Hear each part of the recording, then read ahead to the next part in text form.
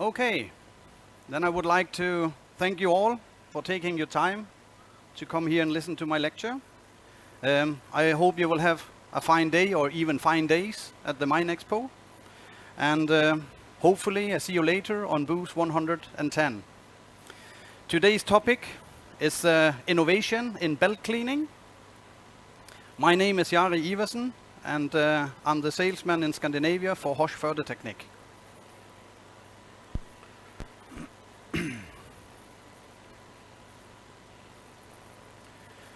The company Hosch is dedicated to the highest quality in conveyor belt cleaning. In more than 40 years of focusing into this field, Hosch has developed a portfolio of the most efficient and nature belt cleaning devices for nearly any application. All based on an innovative idea. Our scrapers are cleaning with the tips against the belt direction, just like a paint scraper, like you see it here on your left side. On the right side, you see it in a more technical way, where, like I said, the cleaning tips are against the belt direction, and below there's a pivot point with a spring system that make the scraper deflect if necessary. This gave us a high level of cleaning efficiency and belt safety. During the 70s, we finally came onto the B series, which then in the 80s was one of our most popular scraper. In the 90s, we went on with the C scraper, and then in 2009, we had the HDOX series, which is a pre-scraper. And then finally, in 2014, we have now the latest, newest one, the D scraper.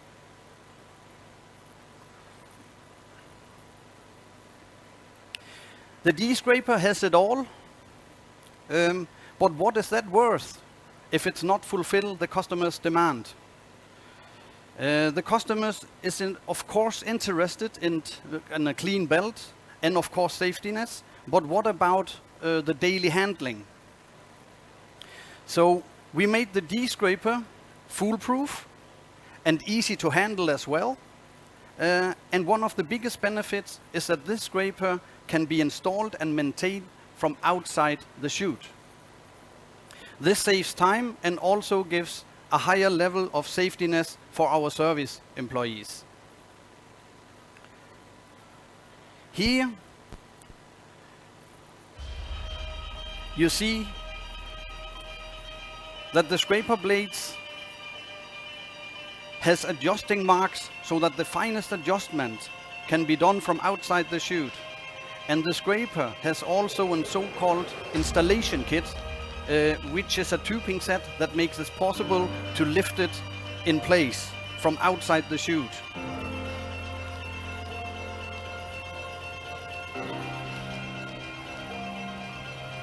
Also, the tensioning part can be done without entering the chute.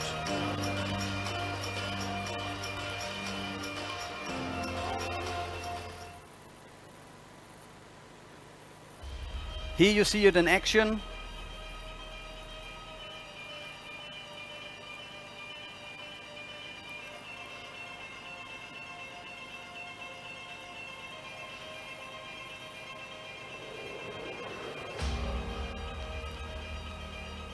Of course, the scraper has the well-known from Hosch, the high level of cleaning efficiency.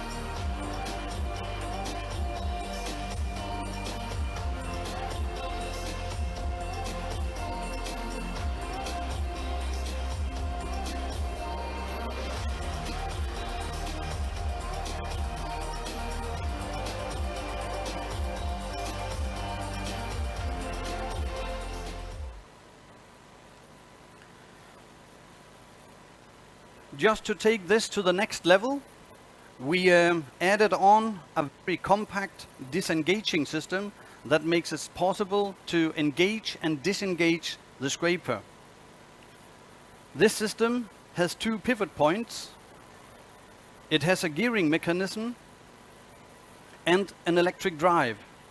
The drive unit itself can be placed on the left side or on the right side, but it's only represented on the one side. And it can also easily be refitted to the scraper. In this animation, you can see how it operates.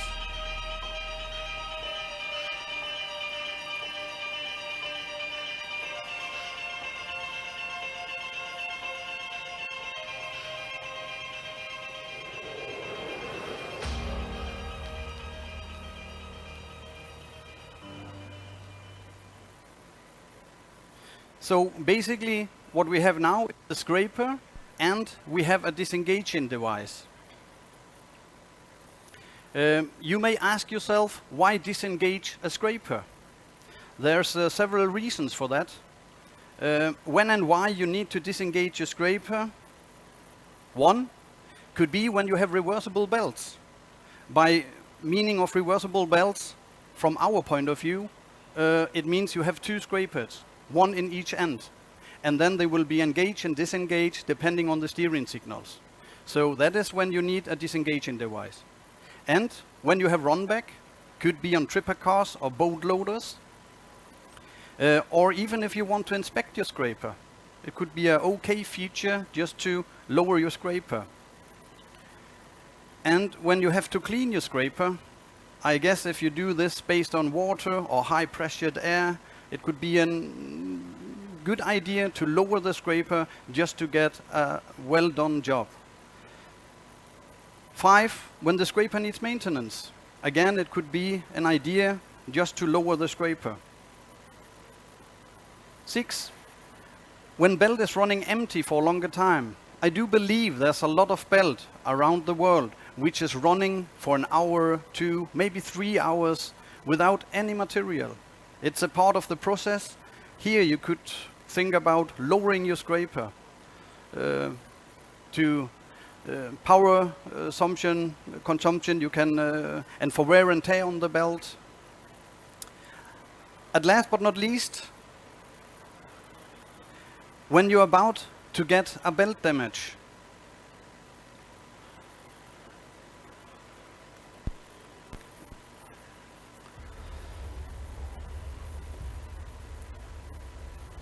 Like I said earlier, our scraper has a deflection function, all based on safetiness. First of all, that you see very clear, it does work very fine. But to be honest, I guess everyone here in the room know that this will not end up good. Somebody has to do something here right on time. This ongoing belt damage will not heal itself.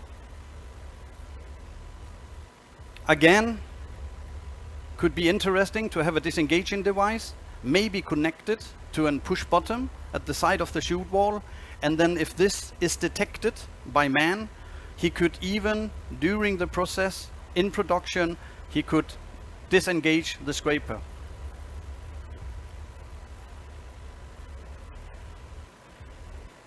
So, we have the scraper, we have the electric disengaging device, both those things are from Hosh, and then, as something innovative in connection with this, a sensor system made by LBM.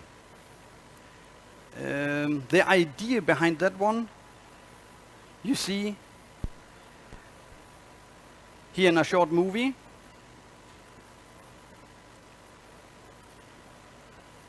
We made a case study where we combined the scraper, added on the disengaging device and a sensor device, and here on the movie you only have the sensor device and the scraper. And there are on the belt, we have glued some rubber and plastic pieces just to imitate a belt damage, and the sensor then, which is connected to the scraper, can register that. And if you have something like that,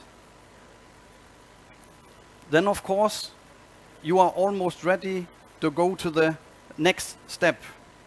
It means that all in all, it is possible to detect a belt damage in an early state before you become a very expensive unplanned stop and big belt costs. I guess that you as customers know this much better than me. The benefits and the function we would like to show you in our booth.